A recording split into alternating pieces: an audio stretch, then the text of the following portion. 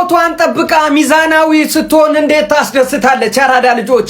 ይሄም ደግሞ ለሚገባው ሰው የሚገባው ቦታ የሚገባው ሰዓት ላይ ሲገኝ ደግሞ የበለጠ ያበበ ያማረ ቴዲ አፍሮ አልበም ነው የሚሆነ አራዳ ልጅ ማለት ነው። ቦታውን ይጠብቃል ነው ማለት። እዚህ ጋር የምትመለከተው ሰው ዘንድሮ አርሰናል የትም ሲገባ አብሮ የገባ ሲወጣ ይወጣ ነው።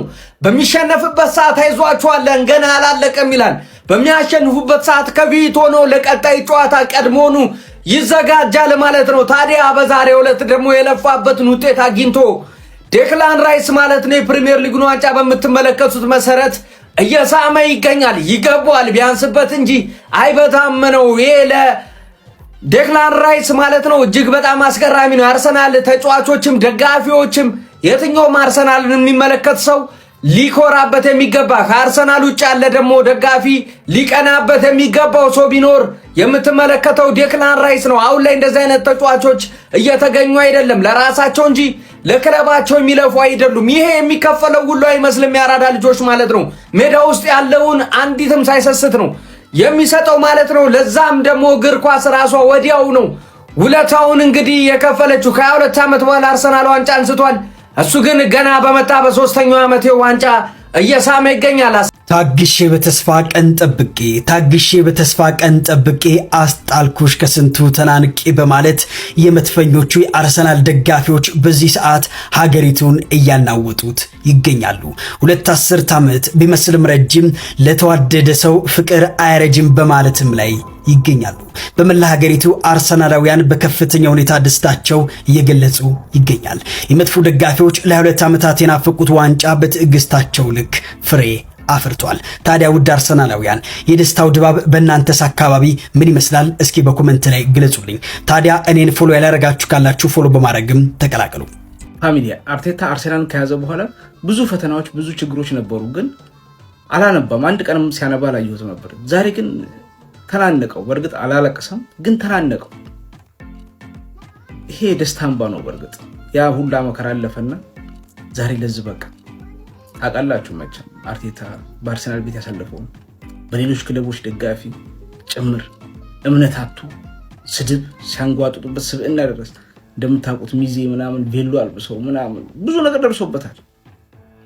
ግን ያው የታገሰ ከሚስቱ ይወለዳል የሚባለው ዛሬ ቀኑ ደረሰና ሁሉንም አፋቸውን አዘጋቸው። ይሄው ሙሽራ ሆነ፣ ሌሎቹ ሚዜ ያሩ። ታዲያ ነው ያስነባው፣ ሌላ አይደለም።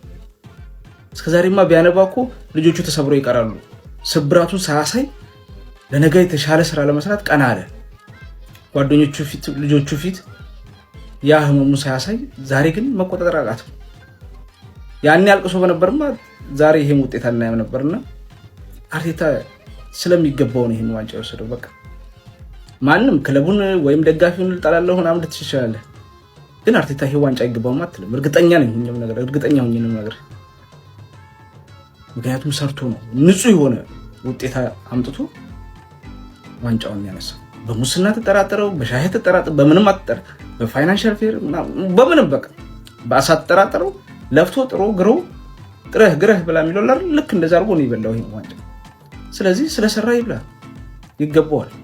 ሚኬል አርቴታ ከዋንጫው ጋር የተለየ ሴሌብሬሽን ሲያደርግ ተስተውሏል። በስተመጨረሻም አርሰናሎች የተመኙትን ዋንጫ በዛሬው ዕለት ከፍ ማድረግ ችለዋል። እንደምትመለከቱት ኤምሬትስ ሙሉ ለሙሉ ደጋፊዎች እንግዲህ ውጭ ሆነው እየጠበቋቸው ይገኛል የአርሰናል ስታፎችን።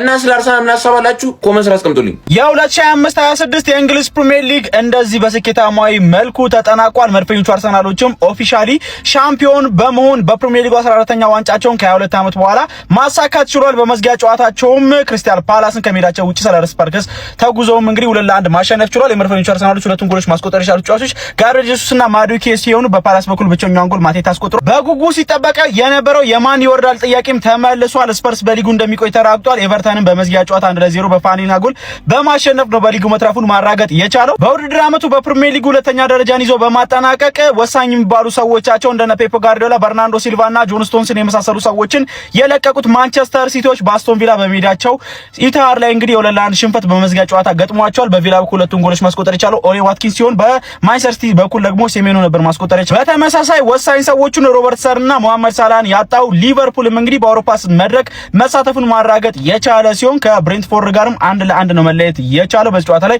ሞሳላህና ሮበርትሰን የመጨረሻ ጨዋታቸውን ቢያረጉም ሞሳላህ በመጨረሻ ጨዋታው አሲስት ማድረግ ችሎ ነበረ። በሊቨርፑል በኩል ጆን ስቶንስ እንዲሁም ደግሞ በብሬንትፎርድ በኩል ሻድ ነበረ ጎሎችን ማስቆጠር የቻሉት። ብሩኖ ፈርናንዴዝ በአንድ የውድድር ዓመት ብዙ አሲስቶችን በማድረግ 21 አሲስቶችን በማድረግ ሪከርዱን ማሻሻል በቻለበት ጨዋታ ላይና ጎልና አሲስት ባደረገበት ጨዋታ ማንቸስተር ዩናይትድ ብራይተንን 3-0 ማሸነፍ ችሏል። ዩናይትድ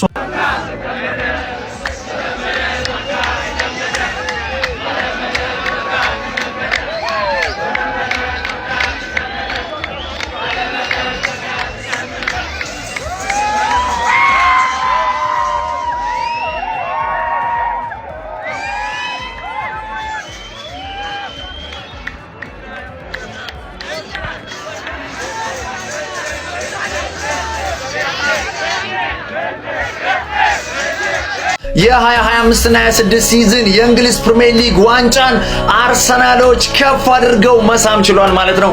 ለመላው ለአርሰናል ደጋፊ በሙሉ እንኳን ደስ አላችሁ ማለት ፈልጋለሁ በድጋሚ ማለት ነው። ኮንግራ ይህ ሶስተኛ ጊዜ ነው።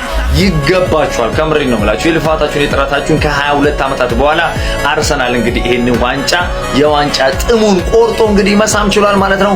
እንኳን ደስ አላችሁ ማለት ፈልጋለሁ ለአርሰናል ለመላው ደጋፊ ማለት ነው። እናም ዋንጫውን ፏድ ምቅፈታ ያላችሁ አጣጥሟት ይመቻችሁ።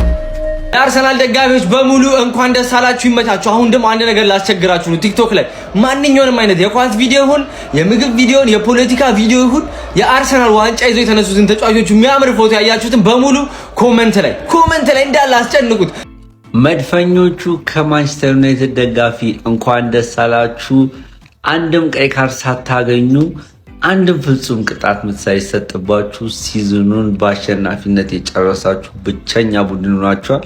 ይህ ራሱን የቻለ የዲፌንሲቭ ስኬት ነው፣ አርት ነው፣ ጥበብ ነው። ፋውል ሳትሰሩ ምን ሳትሉ ቦክስ ውስጥ አሳክታችሁታ። ዴቪድ ራያ ጎልደን ግሎቭ ይገባዋል።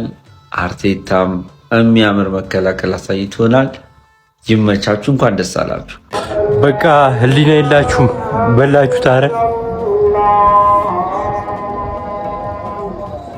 ህሊና እንኳን የላችሁ።